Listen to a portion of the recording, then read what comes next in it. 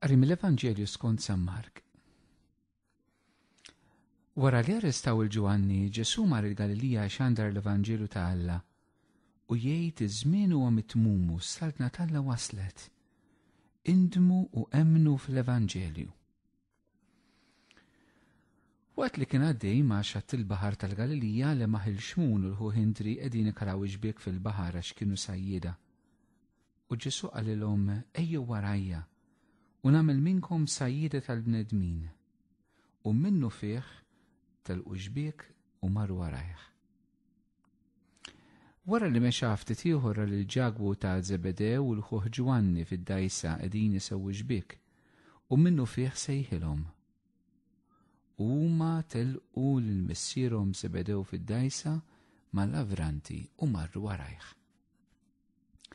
Il-kelma tal-mulej, it-tifħir lilek Kristu. Dan l-Evanġelju eżistijaj, fi ftit frus għandna hekk diversi temi illi jimbuttawna u jispirawna sabiex anke nirriflettu dwar hekk il-ħajja tagħna nisranija illum il-ġurnata jien kif qed ngħix ta' nisrani, jien x'jagħmilni nisrani. U l-ewwel aspett li nixtieq nieħdu nirriflettu ftit fuqu huwa proprju il-kontenut ta' dak li Ġesu jippretka. Hawnhekk għandna biex ngħidu hekk skont San Mark l-ewwel pretka li għamel Ġesu, l-ewwel messaġġ illi għamel Ġesu. U dan il-messaġġ nistgħu ngħidu li huwa l-qalba huwa l-kontenut ta' dak li kienet il-predikazzjoni ta' Kristu. Iż-żmien huwa mitmum u s-saltna tal-Alla waslet indmu u emmnu fl-Evanġelju. L-ewwel ħaġa jgħid iż-żmien huwa mitmum. Fil-Greka l-kelma żmien ħin għandna tnejn, kronos u kairos. Il-kronos huwa il-ħin illi għaddi suċċessiv id-9 l-10 11 sija wara l-oħra. Il-kairos huwa il-mument meta xi ħaġa għandha ssir propju f'dak il-ħin. Issa huwa l-mument, issa huwa ċ-ċans. U allura dan huwa iż-żmien huwa mitmum li qed jitkellem minnu Ġesu, huwa dan il-kairos ta' Alla. Li issa Alla dan hu l-mument tiegħu, dan huwa l-ħin ta' Alla. U x'inhu dan il-ħin ta' Alla? Dan il-ħin ta' Alla huwa il-mument ta' Alla li qed jidħol fl-istorja tal-bniedem b'mod ġdid fil-persuna ta' Ġesu. Għalhekk Ġesu qed jgħid iż-żmien issa huwa mitmum, din hija l-mument ta' Alla li qed jidħol issa fil-ħajja tal-umanità fil-persuna ta' Kristu. Però dil-kelma żmien huwa mitmum tista' tkun kelma li totta lik illum hija waħdi. Illum jista' jkun iż-żmien mitmum tiegħek, illum huwa l-mument li Alla jrid jidħol f'ħajtek fil-persuna ta' Ġesu. Illum, issa, forsi propju issa waqt li qed tisma' l-programm. Alla qed ikellmek, Alla qed jidħol f'ħajtek, qed jgħid daqshekk il-ħajja tiegħek millum il-qudiem tkun differenti. Ġesu ħajjidħol fil-ħajja tiegħek u inti mistenni li twieġeb għal żjara ta' Alla fil-persuna ta' Ġesu f'ħajtek. Iż-żmien huwa mitmum. Jista' jkun din hija stedina għalik illum biex inti tieqaf tkaxkar saqajk.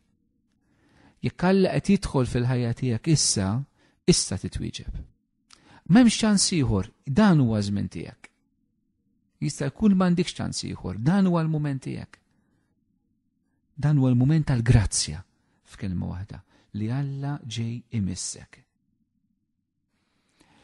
U Ġesu jkomplija din is-sentenza żmien huwa mitmum u s-saltna tal-Alla waslet.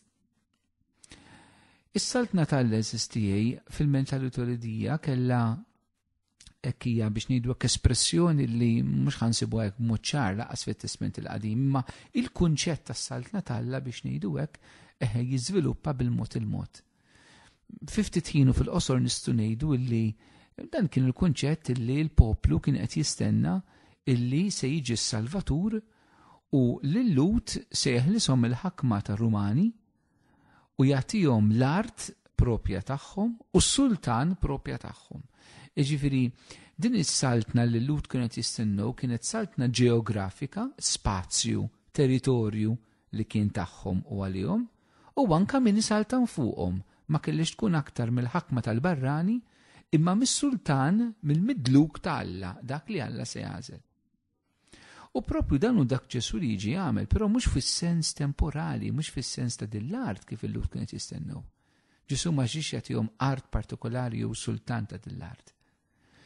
L-art vera u s-sultan vera, kemm l-art u kemm s-sultan la huma post u laqqas is-sultan. L-art u s-sultan huma il-persuna ta' Ġesu fih innifsu. Ġesu huwa is-saltna ta' Alla. Ġesu huwa l-art li fih aħna namru u Ġesu huwa s-sultan li rid isaltan ġewwa fina. L-espressjoni s-saltna ta' Alla aktar milli xi ħaġa statika imma hija ħaġa dinamika, ġifieri ħaġa ħajja hija kif Alla jsaltan, fejn Alla jsaltan, l-attività ta' Alla li jsaltan ġewwa fina. Allura hawnhekk għandna eżistijej din ir-relazzjoni personali. Għax Alla jsaltan fil-qalb tagħna, Ġesu jgħix ġewwa fina fir-relazzjoni personali miegħu. Mela iż-żmien huwa mitmum, is-saltna tal-Alla waslet, issa huwa l-mument li Ġesu ġej jibni relazzjoni personali ħajja miegħek fejn huwa jrid ikun is-sit u s-salvatur tal-ħajja tiegħek. Fejn huwa jrid isaltan ġewwa fik.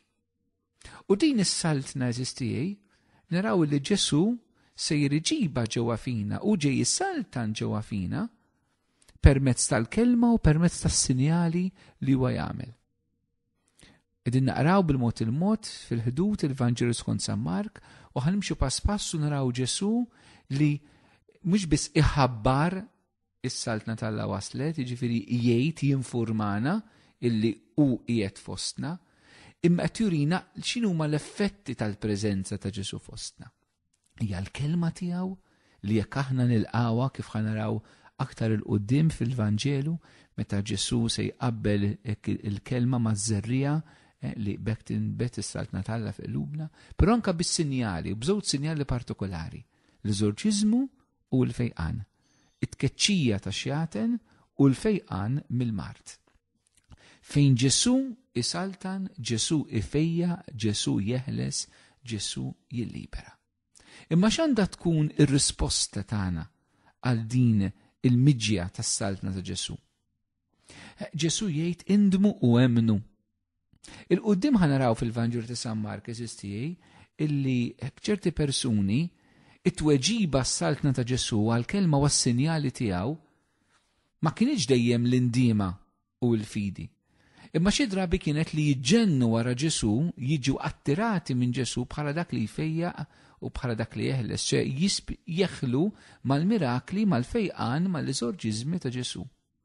Mentri Ġesu fil-fatti ħanaraw iktar qudiem fil-Vanġelu illi Ġesu meta ħajdulu isma' kulħadd iridek, ejja kompli għamel il-fejqan li qed tagħmel jgħidulhom le irid imur x'imkien ieħor. Għaliex it-tweġiba ma kienitx li qogħdu jiġru iktar wara Ġesu sempliċiment għall-fejqan u l-mirakli u l-eżorċiżmi tiegħu, imma li jindmu u jikkonvertu. Mela quddiem is-sinjali tal-Alla, quddiem il-kelma tal-Alla, it-tweġiba tagħna llum, is-sejħa tagħna llum hija li jiena nibdel il-mentalità tiegħi. Dan ifisser li jiena nindem.